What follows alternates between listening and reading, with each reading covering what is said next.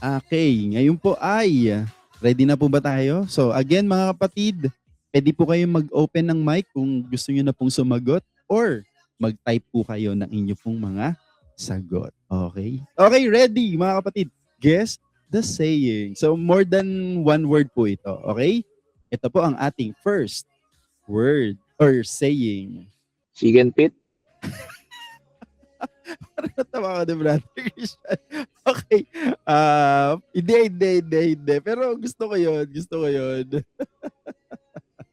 Pwede po kayo magbilang kung ilan yung feet na mabibilang nyo.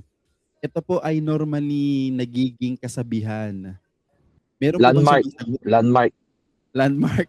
Ayun to ma'am. Tama po si Ma'am Ivy. 6 feet. Ay, kakalang kulang. Di pa kulang na lang. Ma'am Ivy. Malapit na doon. Muntik na akong mapa-oo, no? Mapa-oo. Pero malapit na po dyan. So ito po ay saying para po sa mga taong pumanaw na. 6 feet So, below ano the po ground. Yun, 6 feet under. Kulang pa! 6 feet Sabi under. na. At alam nyo, pabitin kayo. Parang... o kompletuhin nyo na po. Halos lahat po ay nasa chat box na. 6 feet under the ground. Yun. Woo! Sister Cyrene, wala pong pa-premyo. Pero pwede pa po maging competitive. Okay, very good. Okay, next saying, mga kapatid. Ano po ito? So kanina nagbilang na kayo ng word. Magbilang na ulit tayo ng word. Forgive and forget. Wow, parang ano to, parang pinagdaanan mo to Blue ah. Pinagdaanan ba? It's very good Blue na kulay red. Next saying. Napakadali lang po nito. Yan po ay sinasabi ni Scheider. Pulis pang Kalawakan, kung kilala nyo po yun. You're under arrest. Okay, tama. Tama si Kuya Ron, tama si Pau, no? Nauna na sa chat. You are under arrest. Wow. Okay, next saying. Ano po itong kanta? Ay, kanta. Hindi pala. Saying na to. There's a rainbow after the rain. Wow, gusto ko talaga. Napaka-sentimental. Pero sumobro, Brother Somewhere Christian. under the rainbow. Ano? Somewhere? Under the rainbow. Makukuha. Malapit na. Somewhere over the Kuya, rainbow. meron na ata sa chat. Ayun, Ma'am Ivy. Somewhere over Kuya Paolo. the rainbow. Kasi nasa Ano yung over preposition, Kuya Ron? Dahil nasanay ka rin dun sa you are under arrest. Okay, somewhere, pero over the rainbow. Somewhere. Yun po yun. Kanta po yun. Okay.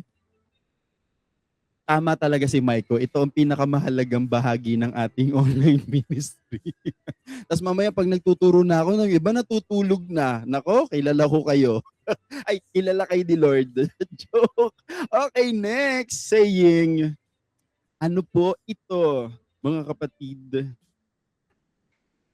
So, meron po ba kayong mga nababasang word or words? Biglang Just you and me. Just you and me, hindi pa rin yun ang hinahanap natin, pero malapit na doon. Malapit na sa just you and me. Just Pero- me and you. Pero may positioning sila na dapat at mahalaga. May nawawalang word eh. May nawawalang word sa just you and me. Nasan po yung just? Ano po yung position niya? SF. Just for you and me. Just for you. Malapit na pero kailangan lang palitan yung isang word. Just tell me. Just tell me.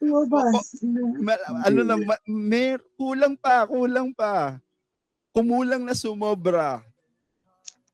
Nasan po yung just? Si Nika gustong-gusto na sumagot. Oo nga, habay talaga to si Brother Christian eh. Nagdadrive kasi ako eh. ang galing nga no, alam niyo yung pwedeng naman yun yung ipahula, pero yun nga lang hindi yun yung napapahula, pero pwedeng yun talaga yung ipahula eh. Okay mga kapatid, just you and me, merong kulang. Between. Yun, Between you just you just and- beside me. Mali pa rin. Just between you and me. Yun, just between you and me. Ayan, yan po ay mga laging mga opening remarks ng mga marites.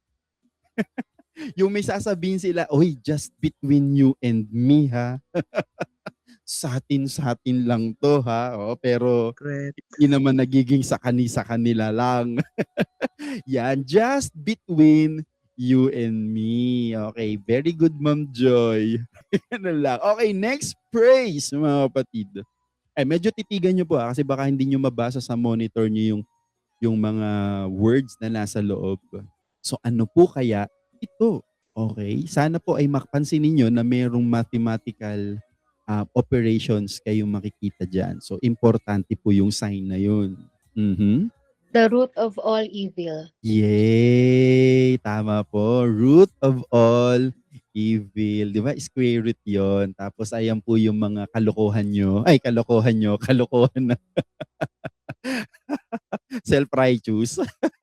Kalokohan natin mga tao. Yon. Okay, last saying mga kapatid. Get ready. Last na po to. Yung iba nung nalaman lang walang pa-premyo, ano na nakinig na lang eh. Nanood na lang eh. Mamimigay kaya ako ng 3 prayer po. Okay, ano po ang inyong nakikita? Meron po ba kayo nababasang word? So mahalaga po yung word na yon. Tunnel, tama, JR, tunnel. So nandun yung ating saying. So dun sa saying natin ay may tunnel, no? Kaso lang may kakaiba dun sa tunnel eh, no? May nahiwalay, no? So ano po yung nahiwalay dun sa word na tunnel?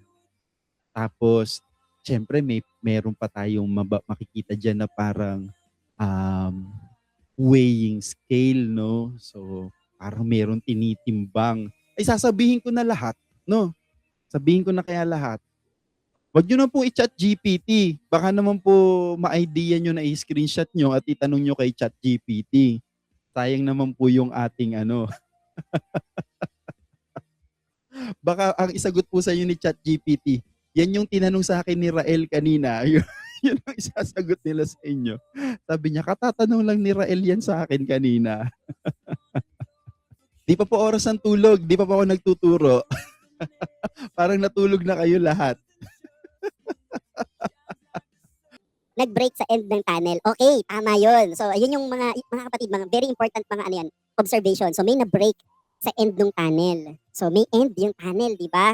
Mga kapatid, kung mapapansin niyo, merong, ano yung sinisignify nung weighing scale? Pag nasa baba, ano ibig sabihin po? Siso, pag nasa baba, ano ibig sabihin? Mas heavy. So, yung nasa taas ay,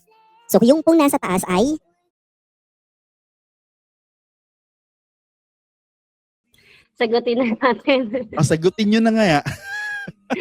Light at the end of the tunnel. Yun, light at the end of the tunnel. O di ba yung kabaliktaran po nung heavy, light.